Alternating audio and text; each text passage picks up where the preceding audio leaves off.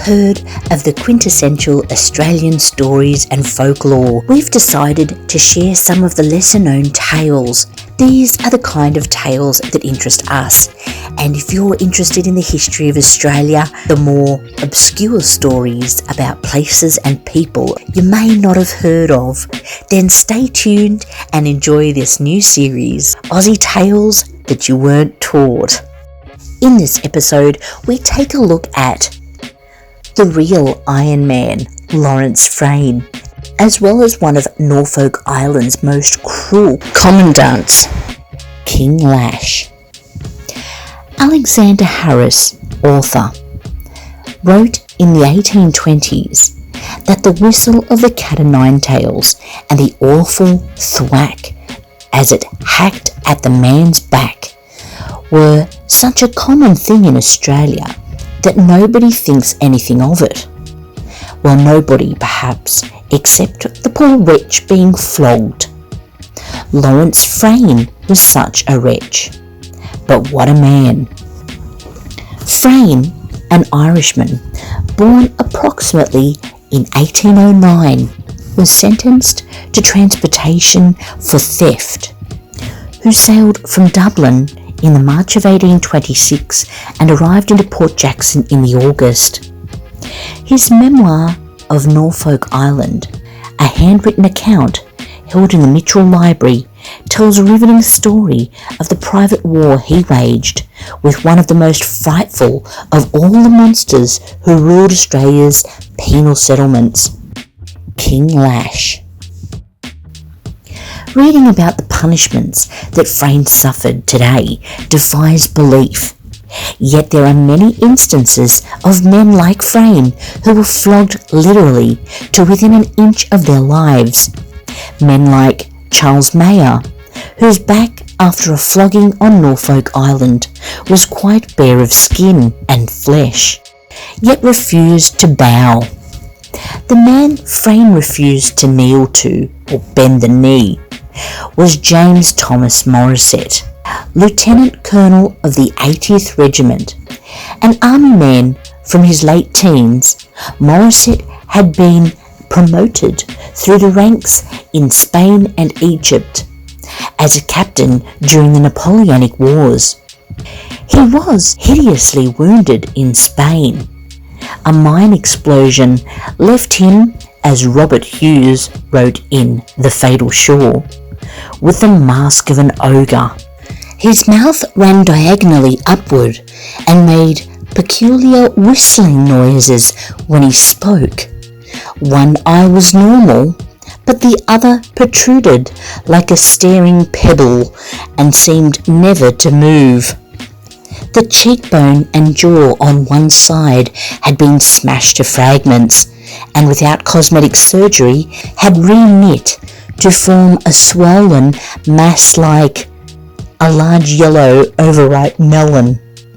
He would thrust his cheek forward in conversation as though daring his interlocutor to look away. He's hideous!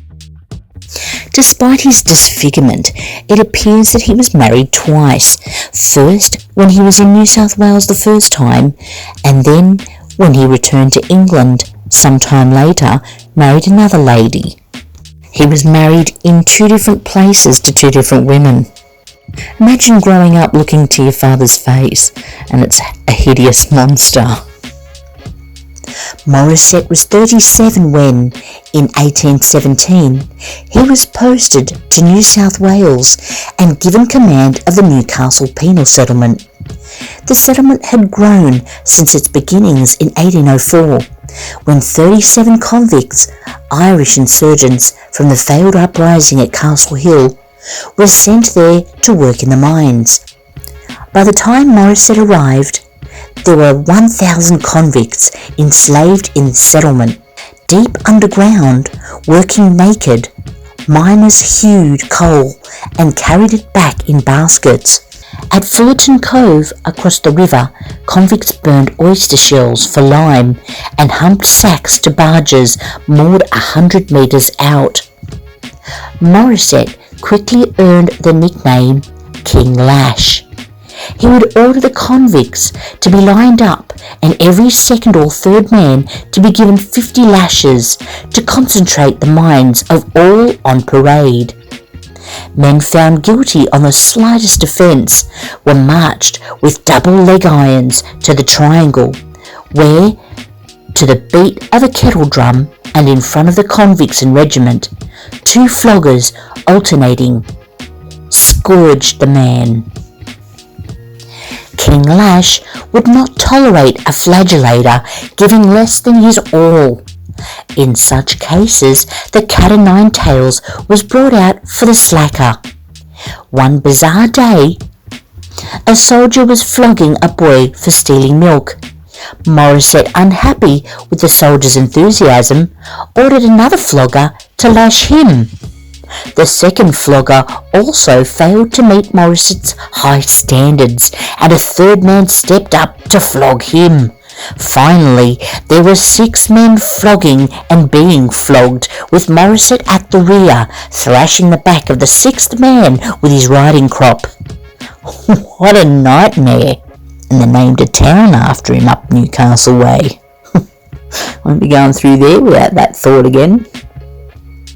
Raw lime and bleeding backs are a fearsome combination, exasperated by salt water when the line burners waded to the barges with their bags. The effect was too painful for some. They would sink into the water and deliberately drown themselves, gulping water deep into their lungs, cutting off oxygen and accumulating carbon dioxide until they sank in a mist of unconsciousness. All this to get out of the thrashing that Morissette would give them if they weren't fast enough. One might suspect that Morissette derived some satisfaction from the suicides of these men who could take no more, taking ghastly pleasure in the power he held over the life and death of the convicts. But in Lawrence Frayne he met his match. Frayne arrived onto Norfolk Island in 1830, less than a year after Morissette's arrival as commandant. He had been sent there from Moreton Bay, punished for repeatedly absconding.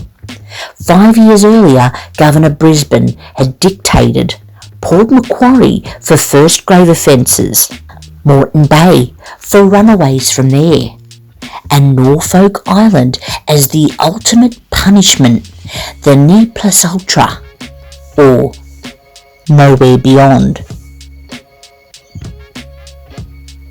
When Frayne tried repeatedly to escape from Moreton Bay, he was sent to Sydney, sentenced to hang, and then, with his sentence commuted, sent to the ne plus ultra.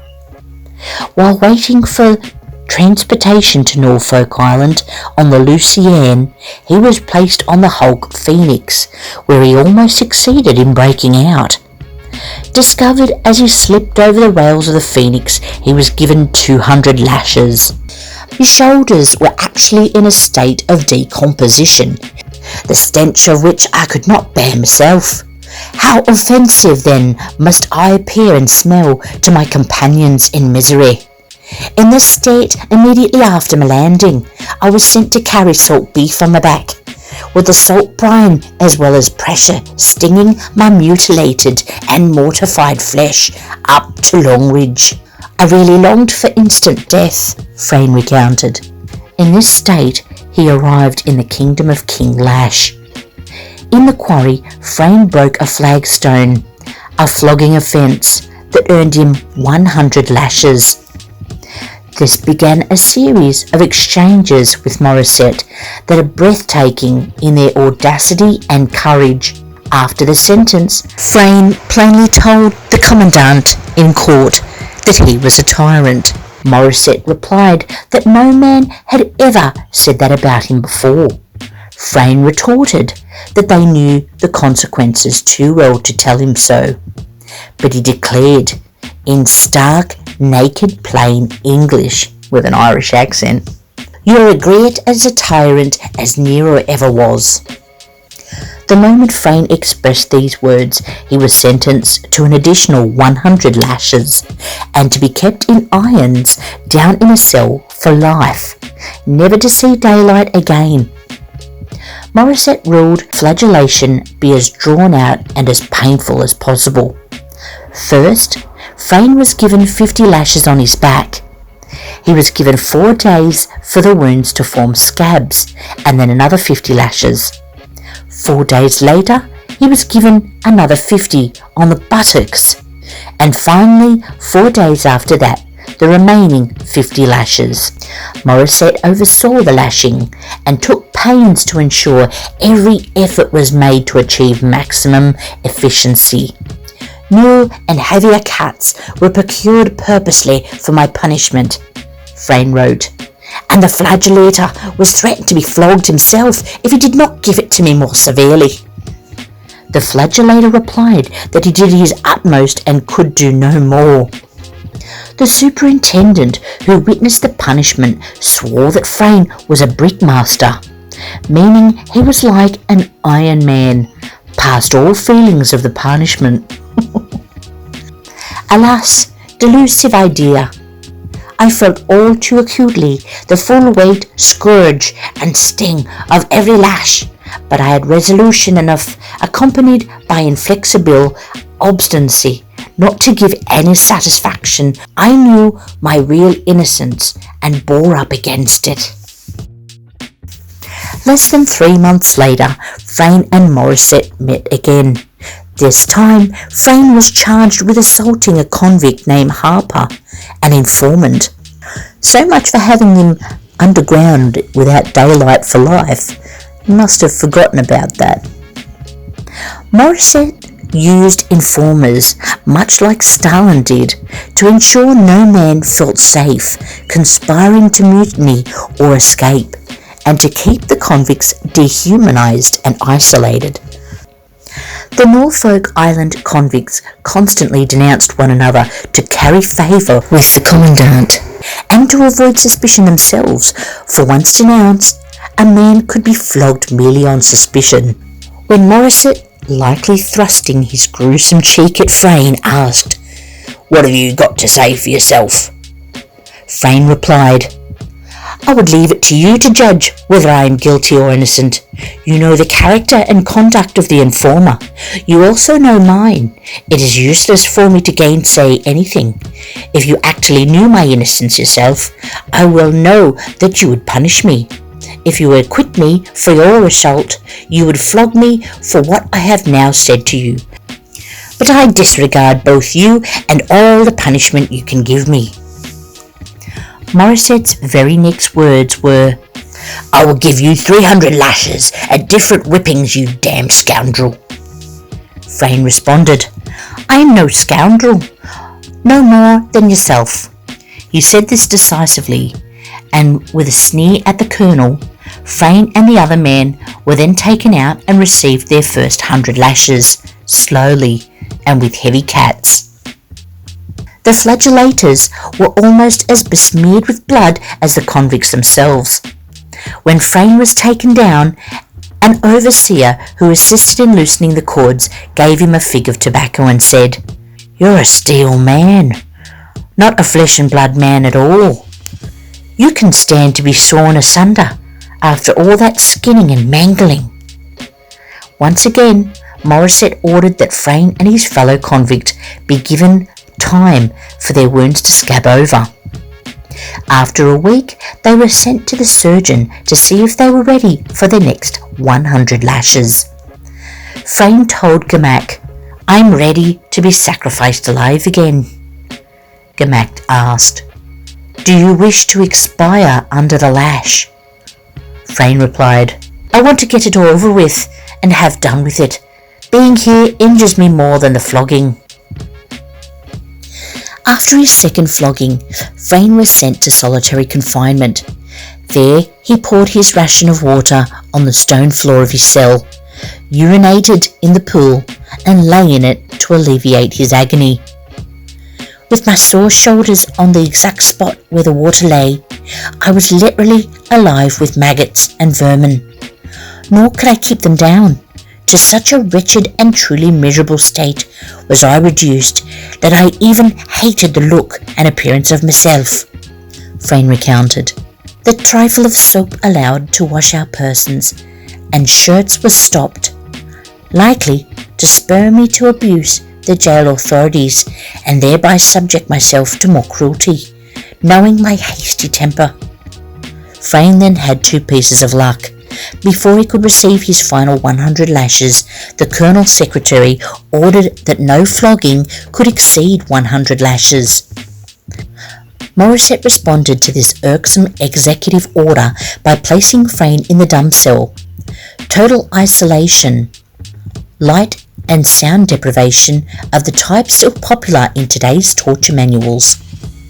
Upon his release, Frayne saw through jail bars 2 convict women, servants at Morissette's house, walking in the yard. One of them came from the same town as Frayne. He had contrived to be put in jail to meet and possibly sleep with them. I showed myself through the bars. I told them that they might expect me to pay them a visit at all hazard, and I would put up with the consequence if it was 300. That night he slept with both of them. When Morissette found out, Frayne was as brazen and defiant as ever. I plainly told the Commandant that it was the only opportunity I had ever had, or perhaps ever would have, of spending a night in woman's company. It was a very natural offence in a 2-fold degree. How do you mean 2-fold? Asked the Commandant. The first, Frayne said, is too obvious to need explanation. The second is that they are both your servants. Now you can do as you please. That is all I have to say. Well then, I will give you 100 lashes in slow time so that you shall pay for your creeping into the woman's cells. Frayne replied, I hope you will send me back to jail right after it, and you can give me another 100 tomorrow for the same offence if that will gratify you or give you pleasure. Frayne dreamed of revenge. Of course, I should certainly have taken his life, and many a time I prayed, if I knew what prayer was, that the heaviest curses that ever Almighty God let fall on blighted men might reach him. For blood will have blood, and in no depth of earth or sea can we bury it. And the blood of several of my fellow prisoners cried aloud and often to heaven, let fall its vengeance on this wholesome murderer and despicable white savage. Vengeance almost came on the 15th of January 1834. Lawrence Frayne, soon after the Reveille bell rang at 5 a.m, was helping empty a night tub of urine when he called out to the convicts in the sawpits, Are you ready?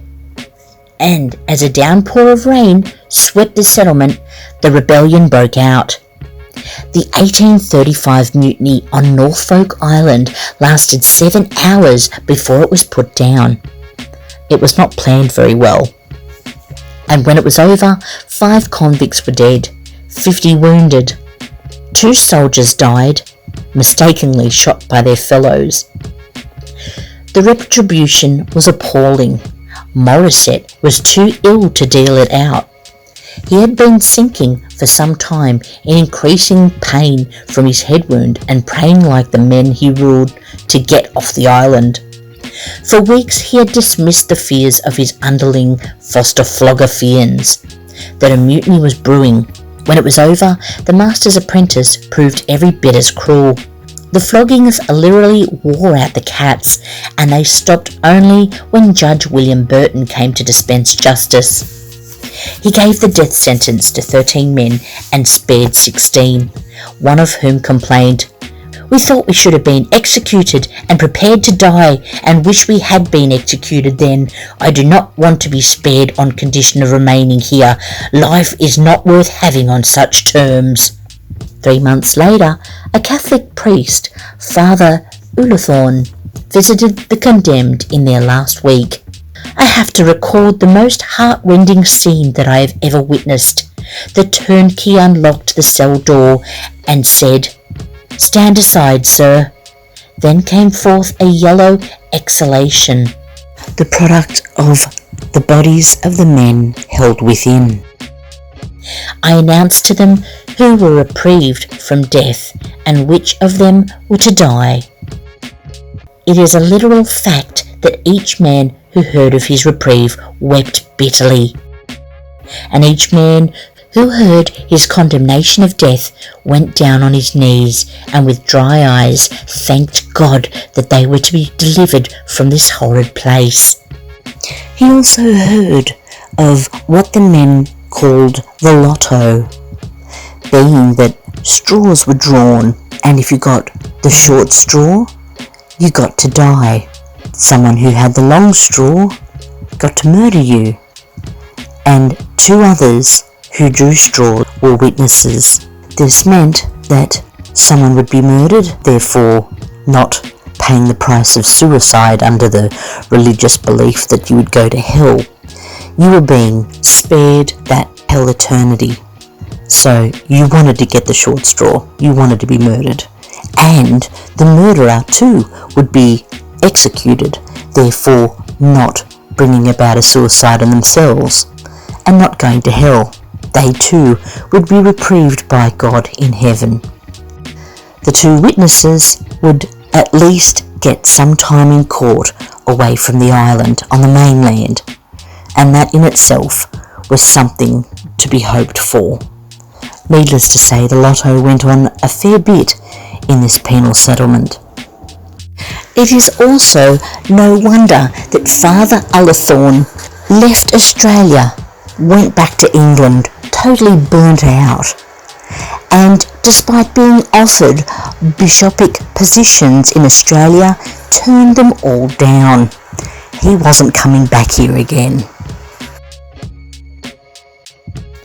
By then, 6 months after the mutiny, Morisset had gone.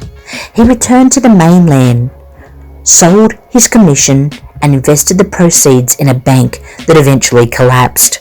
Forced to take a position as a police magistrate in Bathurst, his salary was garnished to pay off his creditors. He died in obscurity in 1852. The end of Lawrence Frayne remains unknown. However, it is believed that he wrote his memoirs after the arrival of the remarkable Alexander Maconochie as Commandant of Norfolk Island in 1840, nicknamed the Father of Parole. His understanding was not simply based on theories, for Maconochie had been a prisoner himself in the Napoleonic Wars. His vision was to shift the island's focus from punishment to reform, transforming the island and its inhabitants both culturally and morally. Invited prisoners to read and learn as much as possible. Frayne and the other men were encouraged to write their memoirs, and his is one of at least 9 that survive today. Frayne's memoirs describe his experience, but also his views on the penal system of that time. Maconochie's liberal approach meant Frayne's perception stretched beyond his experience. Education was paramount, and Maconochie knew this. He also had 1,400 of the prisoners released while he was commandant. However, his reforms faced criticism by 1843, and he was replaced by Major Joseph Childs.